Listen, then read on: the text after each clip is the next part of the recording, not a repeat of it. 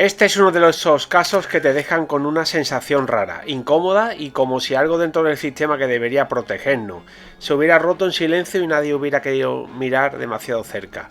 Hoy vamos a hablar de un episodio que se ha mencionado en programas como Control de Frontera, en Discovery Max y otras reconstrucciones televisivas sobre el mundo real de los aeropuertos, el narcotráfico, esa lacra que tenemos y los controles de seguridad deficientes. Un caso donde se señala a un agente de la autoridad, un guardia civil conocido en ciertos entornos como Frank, que habría estado implicado en una operación relacionada con grandes cantidades de cocaína en el aeropuerto de Barajas. Y aquí es donde empieza todo lo que se escuece, lo que molesta, lo que incomoda, lo que genera indignación y debate.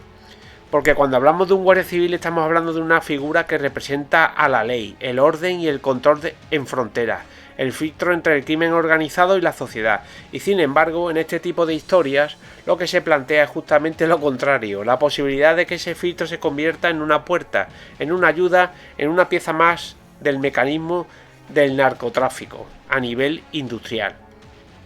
Según lo que se ha difundido en distintos formatos televisivos y reportajes de casos policiales, se habla de una investigación en la que un agente habría sido vinculado a una operación de introducción de droga a gran escala, en un entorno altamente controlado como es el Aeropuerto Internacional de Barajas. Y solo esa idea ya genera un impacto fuerte. ¿Cómo es posible que alguien con acceso interno, con conocimientos de protocolos de seguridad, con un uniforme y una placa que debería ser sinónimo de control, pueda terminar presuntamente en el otro lado de la barrera, en el otro lado oscuro? Pero este vídeo no es solo sobre una persona. Este vídeo es sobre un sistema entero bajo presión constante, porque el narcotráfico no es un fenómeno aislado, no es una película de Netflix, no es una historia lejana, es una red global, una estructura económica clandestina que mueve miles de cantidades de millones de dinero que supera muchos negocios legales, incluso a gobiernos, y que siempre busca lo mismo: fisura, debilidades, corrupción o simplemente silencio.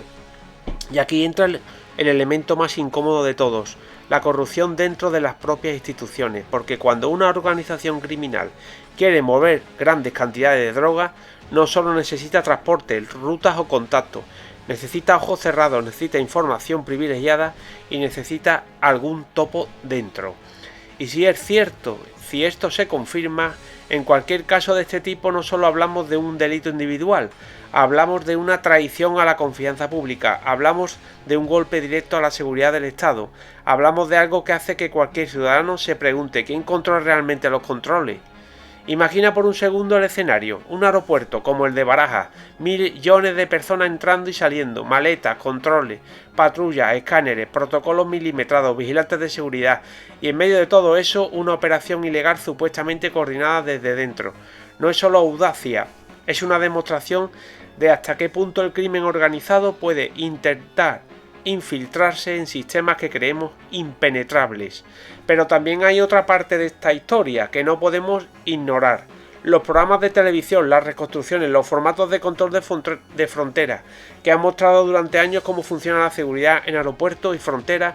Estos programas han servido para educar, para exponer, para mostrar la realidad de un mundo donde cada bolsa, cada maleta, cada pasajero puede ser parte de algo más grande. Pero también han abierto una pregunta incómoda: ¿cuánto de lo que vemos es disuasión y cuánto es realmente control efectivo? Porque el crimen organizado observa, estudia y aprende, y cuando algo se hace público también se vuelve predecible y lo estudia para poder cometerlo mejor. En este contexto, casos como el que se ha mencionado en relación con este agente Frank, que es un nombre ficticio, se convierte en un símbolo de falla, un símbolo de debilidad, un símbolo de que ningún sistema es perfecto, y menos la seguridad.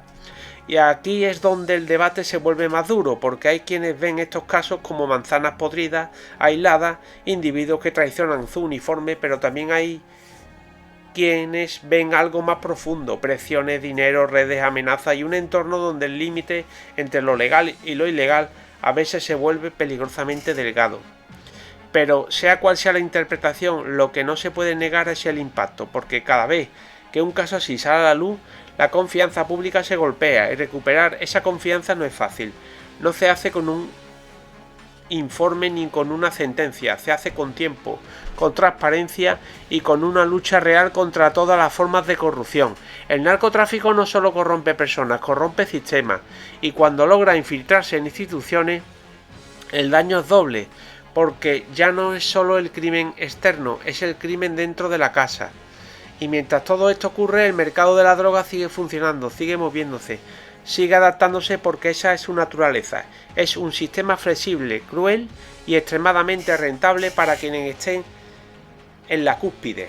Pero detrás de todo eso hay una realidad que a veces se olvida: las consecuencias humanas, las vidas destruidas y las adicciones, las familias rotas, las historias que no salen de los informes ni en las cámaras de televisión, porque mientras unos discuten sobre operaciones y detenciones, otros están luchando contra los efectos reales de esa droga en sus vidas. Y es donde esta historia deja de ser solo un caso policial y se convierte en algo más grande, en una reflexión sobre poder, corrupción, responsabilidad y fallas sistémicas. Si realmente existen casos como el que se ha señalado en programas televisivos, no son simplemente anécdotas, son advertencias, son señales de que siempre hay que revisar los controles, cuestionarlo, auditarlo, estudiarlo y cuestionar los sistemas y entender que ninguna institución está completamente a salvo de la debilidad humana, porque al final no es solo una lucha contra el narcotráfico, es una lucha contra la corrupción en todas sus formas, contra la tentación, contra el silencio, contra el miedo y contra la idea de que todo tiene un precio. Y si hay algo que este tipo de historia nos deja, es una pregunta abierta que te hago a ti, espectador, que no desaparece fácilmente. ¿Cuántos otros casos similares no conocemos? ¿Cuántas historias no han salido? ¿Y cuántas fisuras siguen abiertas sin que nadie las esté mirando? Porque la verdad es que el sistema solo funciona bien cuando nadie lo traiciona desde dentro, que eso es prácticamente imposible. Y cuando eso ocurre, el impacto no es solo legal, es moral, es social y es profundamente incómodo para todos. Y ahí es donde esta historia se queda resonando, no como un final, sino como una advertencia. Si te ha gustado el vídeo, dale un like, compártelo entre los tuyos para crear una gran comunidad, suscríbete si no lo has hecho, a ver si podemos llegar a los 1000 suscriptores. Y te invito y te doy las gracias por ver el vídeo y te emplazo y te invito para ver el próximo vídeo. Sígueme para más vídeos. Muchísimas gracias. Hasta pronto. Y si te ha gustado el vídeo, compártelo, dale un like si no lo has hecho y suscríbete para recibir más vídeos como este. Con ello nos ayudarás a crecer en la comunidad del saber. Y te invito a que nos veamos nuevamente en el próximo vídeo. Muchas gracias y hasta pronto.